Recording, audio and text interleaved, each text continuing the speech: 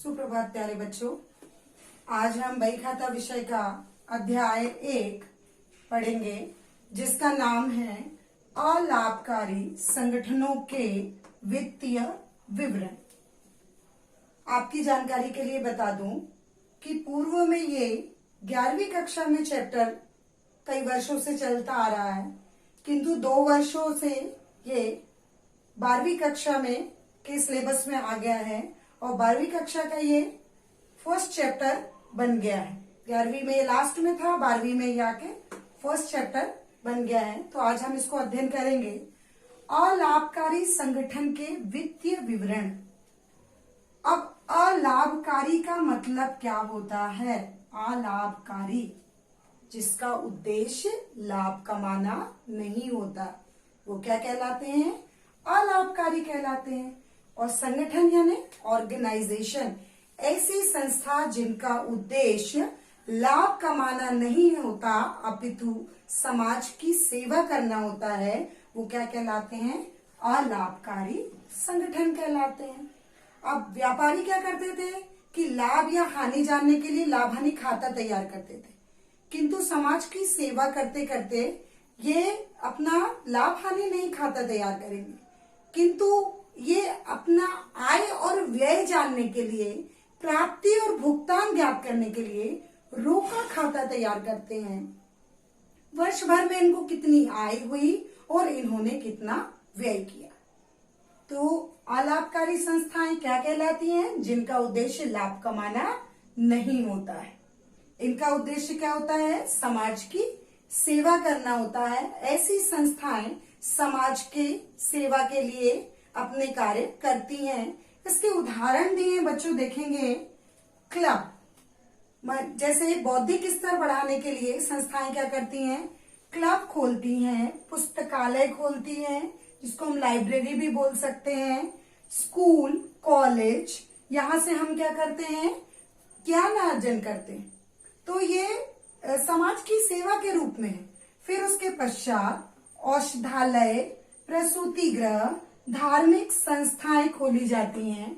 उसके बाद गरीबों के लिए अनाथालय, व्यायामशाला भी खोली जाती है, विधवाश्रम भी खोले जाते हैं, वृद्धाश्रम भी खोले जाते हैं। ये सब संस्थाएं, इनका उद्देश्य लाभ कमाना नहीं होता अपितु समाज की सेवा करना होता है। और ये अपना आय और व्यय जानने के लिए किसी भी प्रकार का लाभ हानि खाता नहीं तैयार करते हैं।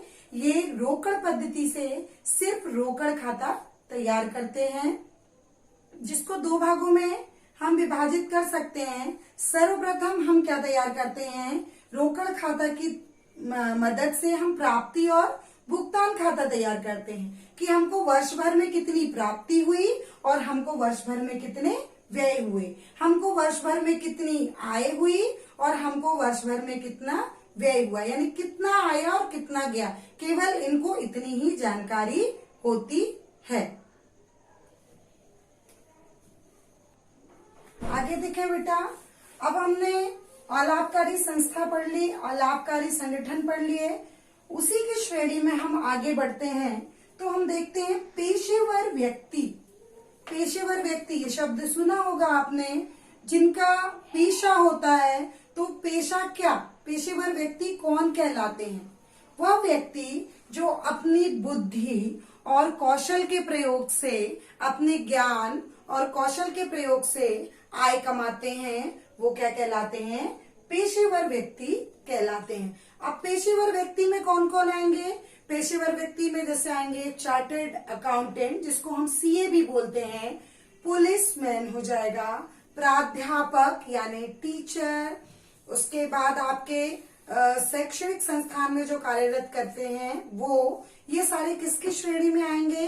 पेशेवर व्यक्ति की श्रेणी में आएंगे। पुलिस, चार्टर्ड अकाउंटेंट, जिसको हम सीए बोलते हैं, मैं दोबारा रिपीट कर रही हूँ, और डॉक्टर, इंजीनियर, ये सब इसकी श्रेणी में आते हैं। तो ये व्यक्ति क्या करते हैं? अपनी बुद्धि और कौशल का प्रयोग करके आय कमाते हैं। ये क्या कहलाते हैं? पेशेवर व्यक्ति कहलाते हैं। आगे देखें बच्चों, अलाभकारी संगठन के वित्तीय विवरण में हम आगे बढ़ते हैं। रोकड़ खाता। रोकड़ खाता आपने देखा था, 11वीं में भी सीखा है कि रोकड़ खाता कैसे बनाते हैं। तो रोकड़ खाता हमको दिया रहेगा प्रश्न में, रोकड़ खाते की सहायता से हमको क्या बनाना होगा, प्राप्ति एवं भुगतान खाता। और प्राप्ति एवं भुगतान खाते की सहायता से हमको क्या बनाना पड़ेगा, आय एवं व्यय खाता। आय एवं व्यय खाता, यानी ये जो तीनों हैं, ये तीनों एक दूसरे से क्या हैं, जुड़े हुए। ठीक है, सबसे पहले रोकड़ खाता दिया रहेगा, रोकड़ खाते में हमको खर्चे और हमारे पास आय मतलब दी रहेगी। उसके बाद हमको क्या तैयार करना पड़ेगा, इसकी सहायता से ये प्रश्न में के रूप में हमारे सामने आएगा रोकड़ खाता। रोकड़ खाते से हमको देखकर क्या बनाना पड़ेगा, प्राप्ति एवं भुगतान खाता। यानी गैर व्यापारिक संस्थाएं और पेशेवर व्यक्ति, गैर व्यापारिक संस्था और पेशेवर व्यक्ति एक निश्चित अवधि में अपनी रोकड़ यानी उनको कितनी प्राप्ति हुई है ये ज्ञात करने के लिए क्या तैयार करते हैं, प्राप्ति एवं भुगतान खाता।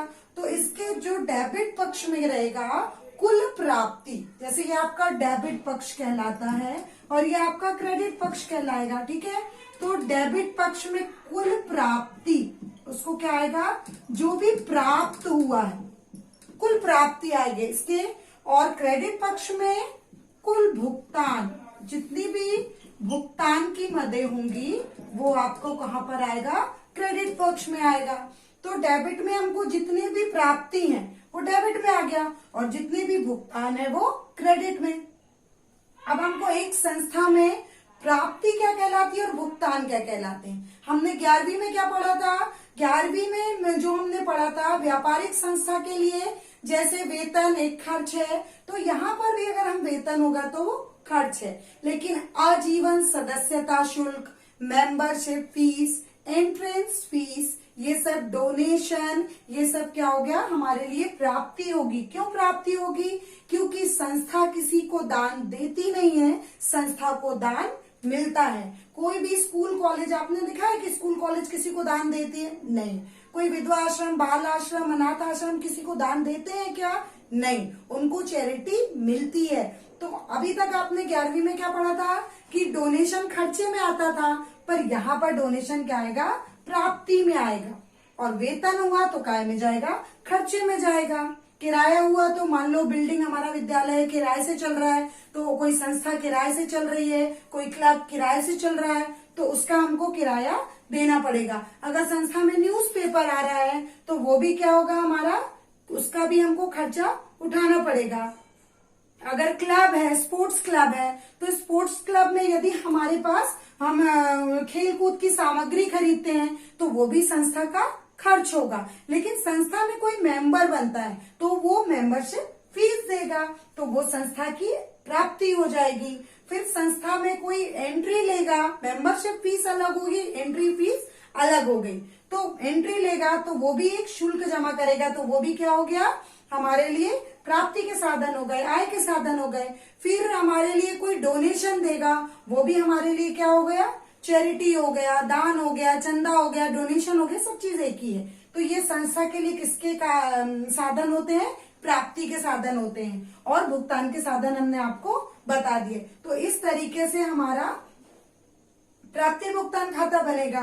और प्राप्ति भुगतान खाते के पश्चात इसकी सहायता से हमको क्या बनाना पड़ेगा, आय व्यय खाता। तो रोकड़ खाते की सहायता से हमने क्या सीखा, बनाना है प्राप्ति भुगतान खाता। और प्राप्ति भुगतान खाते की सहायता से हमने क्या सीखा, आय व्यय खाता। लेकिन अभी हम क्रियात्मक से पहले हम थ्योरी के बारे में थोड़ा सा पढ़ेंगे। तो इतना आपको आ गया समझ में।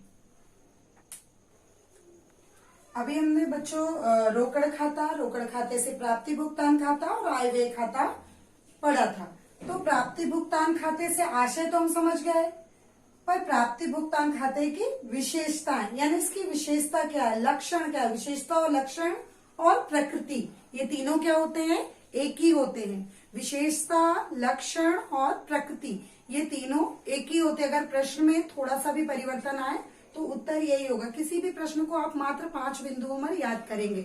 इसका आपको मैं PDF बनाकर भेज दूंगी, जिससे आप इसकी थ्योरी आराम से लिख लेंगे। पर पॉइंट्स को मैं डिक्टेट कर दे रही हूँ।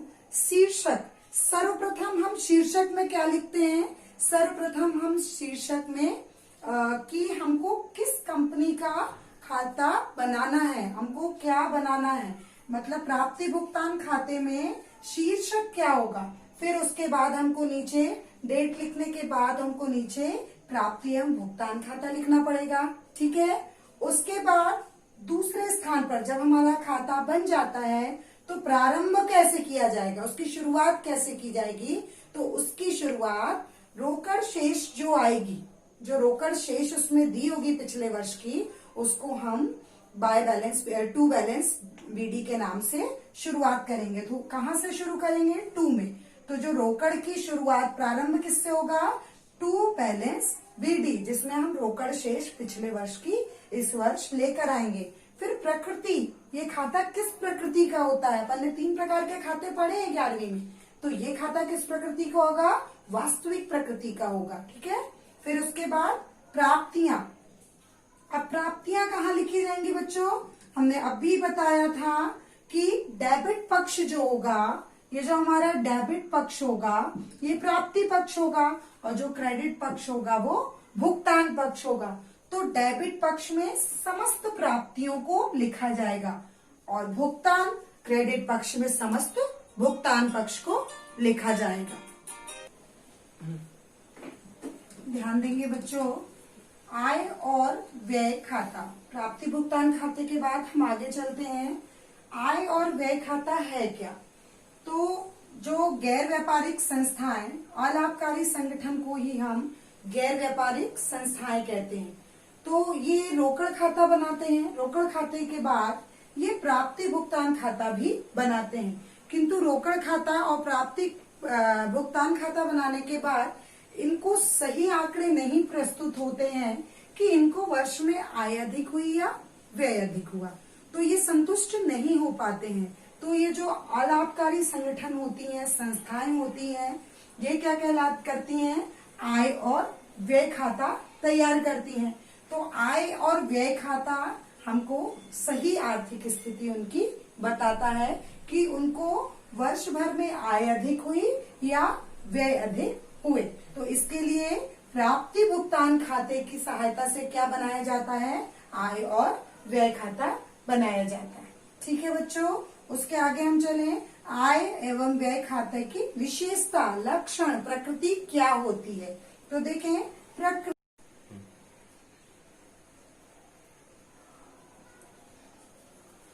हेलो बच्चों, अभी हमने प्राप्ति भुगतान खाता पढ़ा।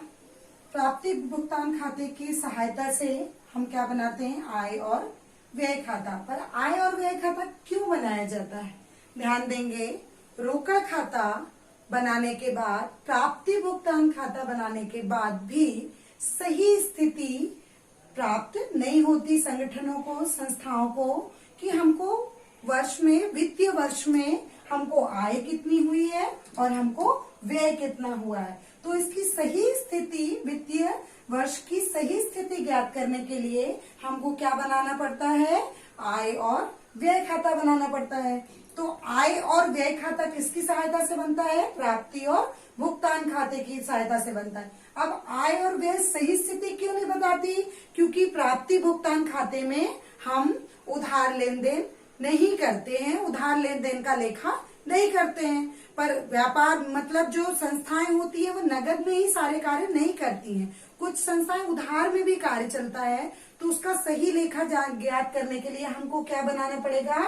आय और व्यय खाता, क्योंकि हम इसमें समायोजन भी करते हैं, इसलिए हमको सही स्थिति ज्ञात करने के लिए आय और व्यय खाता बनाना पड़ता है। उसके आगे देखें, आय एवं व्यय खाते की विशेषता। पहली विशेषता क्या है? प्रकृति। प्राप्ति भुगतान खाता किस प्रकृति का था? वास्तविक प्रकृति का था। लेकिन आय व्यय खाता किस प्रकृति का है? नाम मात्र की प्रकृति का है, ठीक है। दूसरा पॉइंट है इसमें, व्यय डेबिट में, ऐसे ही लिखेंगे पॉइंट्स भी, व्यय डेबिट में, यानी व्यय, अभी प्राप्ति भुगतान खाते में हम आय डेबिट में लिख रहे थे और आय व्यय खाते में हम व्यय को क्या करेंगे? डेबिट में लिखेंगे, ठीक है। फिर देखें, तीसरा है आय क्रेडिट में। प्राप्ति भुगतान खाते में क्रेडिट में हम क्या करते थे, भुगतान लिखते थे, लेकिन यहाँ पर क्रेडिट में हम क्या लिखेंगे, आय। फिर उसके बाद है देखें आयगत मदें। आयगत मदें क्या कहलाती है, जो चालू वर्ष की आयगत प्राप्ति एवं व्यय ही लिखे जाते हैं इसमें। जैसे जो करेंट ईयर में चल रहा है, केवल आय और व्यय, प्राप्ति और भुगतान, केवल उन्हीं का मदों का लेखा, उन्हीं मदों का लेखा इसके अंतर्गत किया जाता है। फिर उसके बाद देखें बच्चों, चिट्ठा बनाना। प्राप्ति भुगतान खाते में चिट्ठा नहीं बनता है, किंतु आय व्यय खाता बनाने के बाद हमको चिट्ठा बना सकते। क्यों बना सकते हैं, क्योंकि ये लाभ हानि खाते के स्वरूप का ही बनता है। और लाभ हानि खाते के बाद हमने क्या बनाया था, चिट्ठा सीखा हमने 11वीं में, तो इसमें भी हम इसके पश्चात चिट्ठा बना सकते हैं। फिर है शेष। शेष यानी आंसर।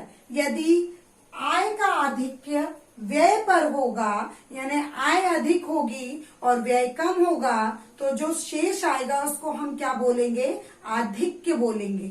उत्तर को हम क्या बोलेंगे, आधिक्य बोलेंगे।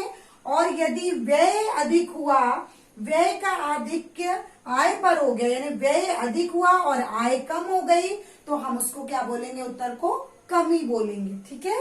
फिर उसके बाद है समायोजन। प्राप्ति भुगतान खातों में बच्चों हम समायोजन नहीं करते थे, किंतु हम आय व्यय खाते में क्या करेंगे, समायोजन करेंगे। इस प्रकार से आज हमने क्या क्या पढ़ा, अलाभकारी संगठनों के वित्तीय विवरण में हमने अलाभकारी संगठन यानी गैर व्यापारिक संस्थाओं से आशय पढ़ा, उसके उदाहरण देखे। फिर हमने पेशेवर व्यक्ति किसे कहते हैं ये पढ़ा, उसके उदाहरण देखे। फिर हमने उसके बाद रोकड़ खाता किसे कहते हैं ये पढ़ा। फिर उसके बाद रोकड़ खाता के पश्चात हमने प्राप्ति भुगतान खाते से आशय एवं प्राप्ति भुगतान खाते की विशेषता पढ़ी। उसके पश्चात हमने आय व्यय खाते से आशय एवं आय व्यय खाते की विशेषता पढ़ी। इसके पश्चात हम आगे की कक्षा में पढ़ेंगे। धन्यवाद।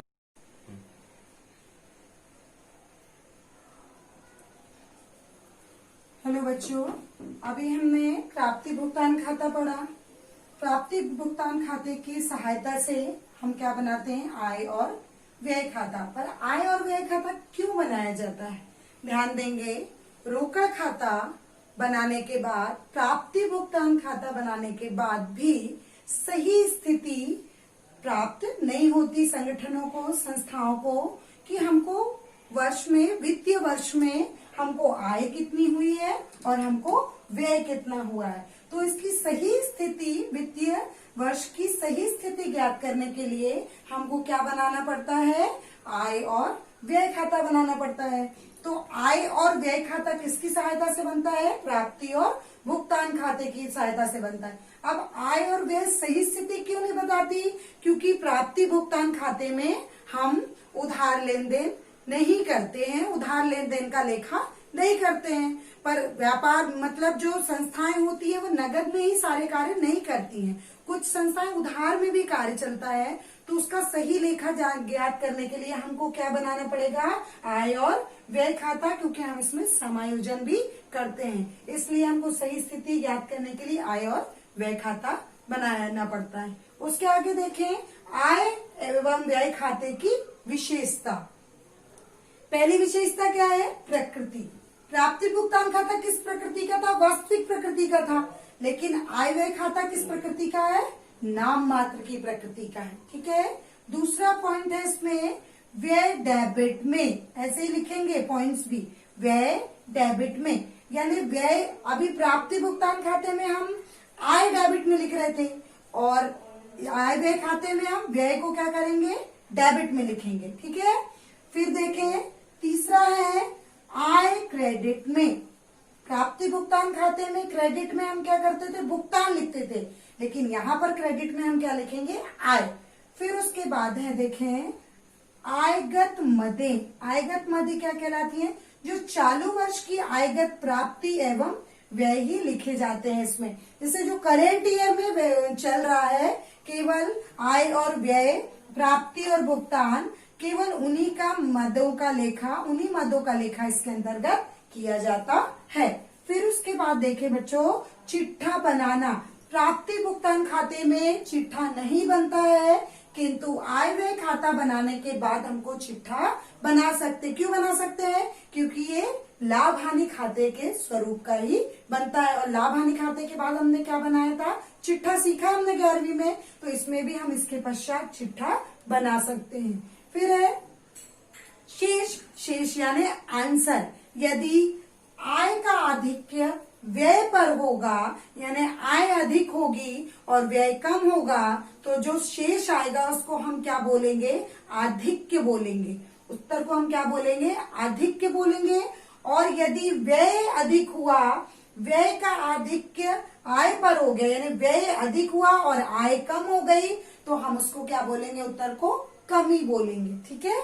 फिर उसके बाद है समायोजन। प्राप्ति भुगतान खातों में बच्चों हम समायोजन नहीं करते थे, किंतु हम आय व्यय खाते में क्या करेंगे? समायोजन करेंगे। इस प्रकार से आज हमने क्या क्या पढ़ा? अलाभकारी संगठनों के वित्तीय विवरण में हमने अलाभकारी संगठन यानी गैर व्यापारिक संस्थाओं से आशय पढ़ा, उसके उदाहरण देखे। फिर हमने पेशेवर व्यक्ति किसे कहते हैं ये पढ़ा, उसके उदाहरण देखे। फिर हमने उसके बाद रोकड़ खाता किसे कहते हैं ये पढ़ा। फिर उसके बाद रोकड़ खाता के पश्चात हमने प्राप्ति भुगतान खाते से आशय एवं प्राप्ति भुगतान खाते की विशेषता पढ़ी। उसके पश्चात हमने आय व्यय खाते से आशय एवं आय व्यय खाते की विशेषता पढ़ी। इसके पश्चात हम आगे की कक्षा में पढ़ेंगे। धन्यवाद।